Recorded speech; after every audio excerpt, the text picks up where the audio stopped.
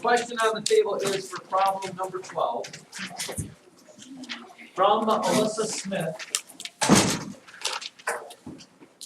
Her question is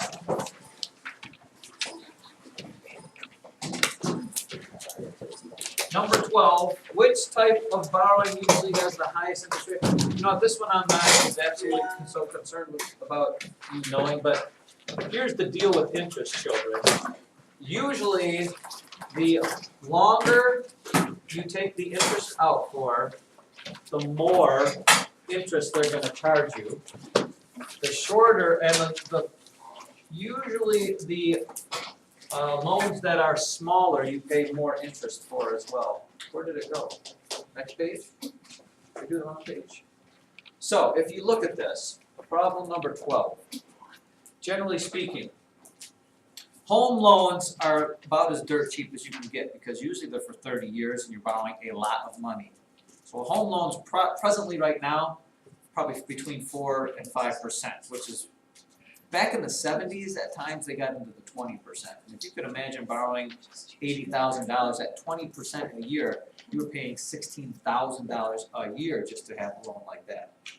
Car loans are pretty short, but they're also a lot of times for 5 years. Okay, and they're not for quite as much money, maybe $20,000 or $30,000. Credit card loans, right there is the one. Credit card loans are like super short. I mean, they're due every month. Usually these are in the 18% range. Car loans you can get for like 6 or 7%, maybe 8%. Credit cards, because they're shorter and they're usually smaller amounts of money, going to be higher interest, just because that's the way it works. People like money. So, like I said, this isn't a deal breaker for me, and we haven't talked a lot about some of that stuff, but this definitely, C is definitely, credit cards are the worst, the absolute worst. A lot of times you get car loans now, they'll say 0% financing. If you hear that on a commercial, that means they don't charge you any interest. But that's just to get you to buy their car, and they'll charge you whatever for the car. Grace. Number one, children. This is starting to, I'm going to do this again because I don't like what it's saying. Number one.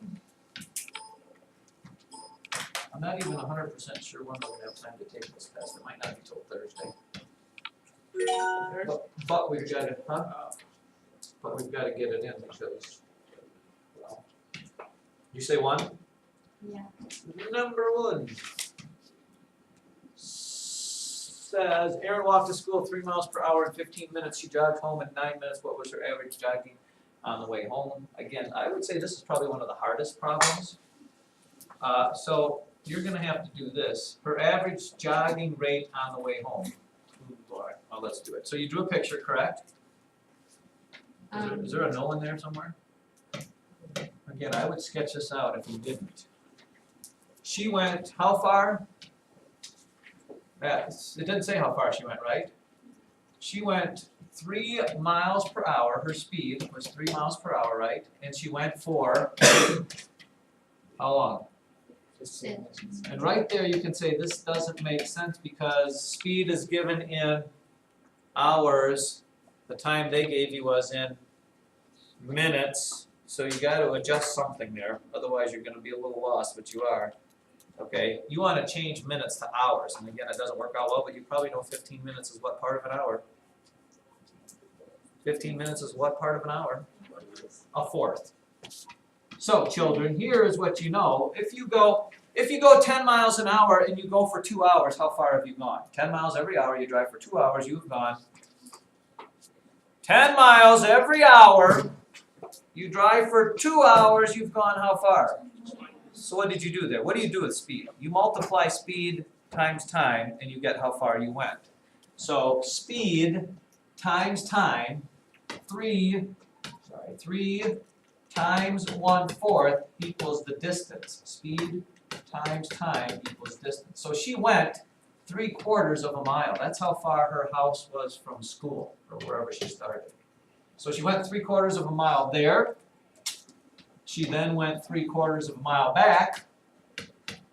So her total distance was 3/4 plus 3/4, Jake. Can you do that? 3/4 plus 3/4, which is, reduces down to 1.5. She went 1.5 miles, or she went 3/2 of a mile. And then how long did it take her? Well, it took her 15 minutes there. How long did it take her coming back? 9 minutes, right?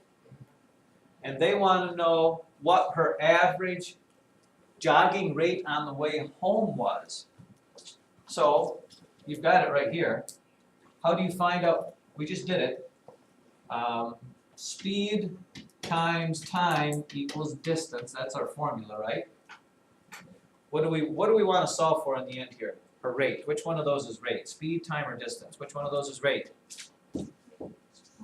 Nope, time is not a rate. Speed. So how do I solve for speed? Divide by t, divide by t. So to find her speed, you take how far she went, which was 3/2 of a mile. What was her time? Now again, this is in minutes, so you have to make it in hours. 9 minutes is what fraction of an hour? Oh boy, you kids in 8th grade, huh?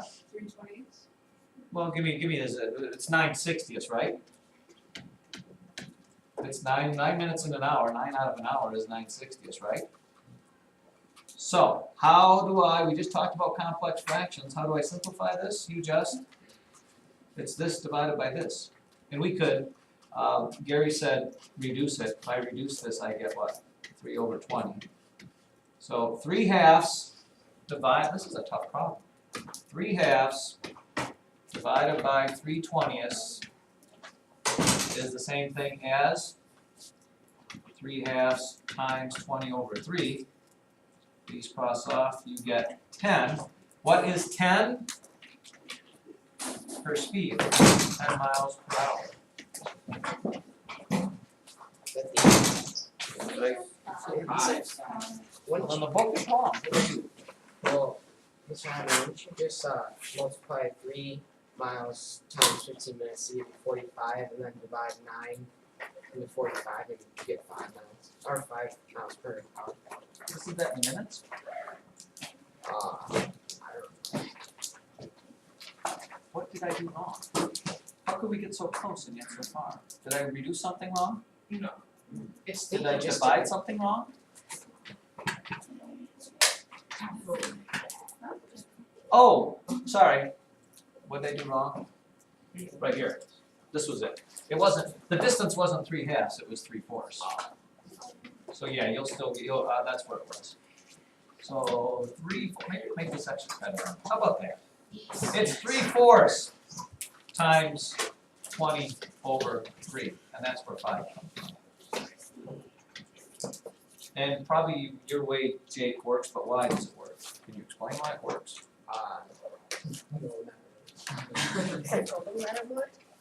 Yeah. So let's do that. I'll make number 1 extra credit on tomorrow's test. What a great Christmas present. There we go. Okay, number 10. I was confused. Is that on this page or the other page? Yeah. Oh yeah. Since they didn't give you like Ariel is confused. Hold on, let me blow this up super big so I can see it. You were confused because they did what? the middle like trapezoid, they didn't give you like all of the dimensions, and I'm not sure how to do the problem.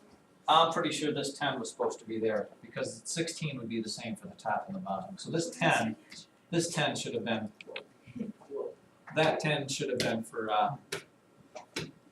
why is it going down? Minus.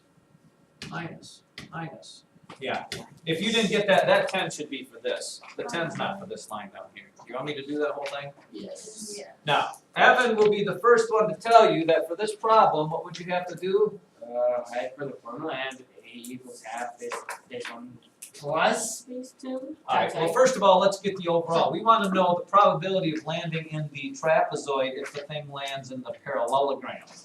So your formula is going to be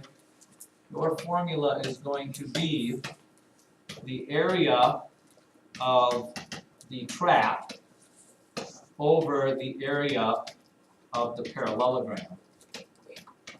Wrong, or Huh? Is it like, did I have that wrong? Not yet, we're not done yet, I'm not.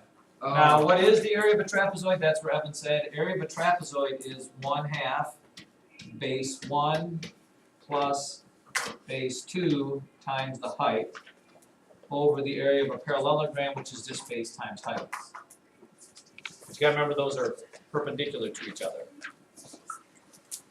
And one of the reasons this doesn't work very well is because I'm so big, so I'm gonna do this. So, looks like this. Looking at the parallelogram, base times height, they have to be right angles, so it's 1/2 of 10 plus, I'm sorry. Stop. I'm doing the wrong one. About this, 10 plus 6. This plus this, base 1 plus base 2, times the height of that, which is 6. And that's all going to be over base times height, 16 times 10. Stop me there if you didn't catch that. You just got to keep your shape straight. Parallelogram over, boom. 10 plus 6 is 16, half of that is 8. 8 times 6, you get 48 on top. 16 times 10 is 160 on the bottom. Reducing that, we end up, what, 8 goes into both of those, 6 over 20, 2 goes into both of those, 3 over 10. Tell me I got at least one problem right. So you get Yeah. Sorry, all you people out there in YouTube land. Kels? I was confused on what doing number 4. Not as confused as I am. Where'd number 4 go? Oh, there it is, sorry. Well, table below. The table below shows the amount of fuel purchased to fill the gas tank after driving the given distance between fuel stops. Predict the amount of fuel needed for the 4th stop. Alright, so you basically want to figure out what? How many miles per gallon you're getting, correct? Yes. So, MPG, miles per gallon. And you really, and again, it's predict, so you just got to get close. Okay? So you could take any of these or take all 3 of them and see if you get close. If I go approximately 251 miles over 10.3 gallons, if you round that, it's like 250 miles over 10 gallons, which means you're getting what? 25 miles per gallon. Let's check that with this one and see if it's pretty close to that too. 316 over 12.8. I don't know. Gee, what do you get? I don't know what we'd round that to. So you have to be careful because here you're rounding down and you're rounding up, so that's going to skew things a little bit. What if we did 320 over 13? Are we close to 25? I don't know. Let's do that. You know that's 2 is 26. What? Any suggestions on what might be better, Nick. Oh, yeah, Nick? I'll tell you what I would do after thinking about this a little bit more. since 316 and 346 are 30 miles apart, and 251 and 281 are 30 miles apart, and You're thinking about how many gallons they use between each one? yeah, because between 316 and 346 it's 1.2, so between 251 and 281 it should be plus 1.2. Because they're both 30 miles apart. Like 316 is 30, or 346 is 30 miles more than 316 and 1.2 gallons more. And 281 is 30 miles more than 251, so it should be 1.2 gallons. Okay, let's look back at this here. Yeah. Is 20, yeah, probably the best way to do this, thinking outside of Nick's box there. If you figure out how many total miles they went on the longest part, if you go from 251 to 346, how many miles is that total? Rounding up, 350 and 250 is about how many miles? 600, is it not? What? Yeah. If you add, well, 250 plus this is 600. Oh. I don't know the best way to, Is 25 miles per gallon close is the question we're asking. What about this one? Let's look at this one. What if it's 350 over 14? How many miles per gallon? Is that close to 25? 350 over 14. 2 is 28. Subtract, you get what? 70. Yeah, look, that's exactly 25 miles per gallon. The gist is, if you do one or two of them, you get what your average is. You're getting about 25 miles per gallon. So to go 281 miles, you just need to divide that by 25 to see how much. If you're getting that many miles per gallon, 281 divided by 25 is going to be 1, 25, 31. It's about 11. What I was saying you could do, if you add all of these up and get your total miles driven, add all these up and get your total number of gallons, you'll get a better estimation of what your exact gas mileage is. If you did this 250 plus 350 is 600 plus another 300, you're going about 900 miles and you're using 10 plus 13, 23, you're using about 27 gallons of gas. If you do that out, you're probably going to get close to 25. So as long as you figure out what your miles per gallon are, even doing one of them probably will get you close. So I'd probably have to accept 10 as an answer as well, since it says about and it's close. So note to self, what I would do is figure out your MPG and then just divide this by whatever that number is. If it was this, what if they didn't give you this and they gave you this? What would you do to this to get that? Multiply. If you get 20 miles per gallon and you use 12 gallons, that would be 240. So you got to think of the ratios. Miles per gallon times gallon equals miles. Which only might make sense. I don't know if we have any time for another one. We'll have to wait till maybe tomorrow or today. Don't worry, hold your questions. Unless they said we're not switching classes. Did they say that? No. We are switching, aren't we? There was no mention of not switching, was there? We can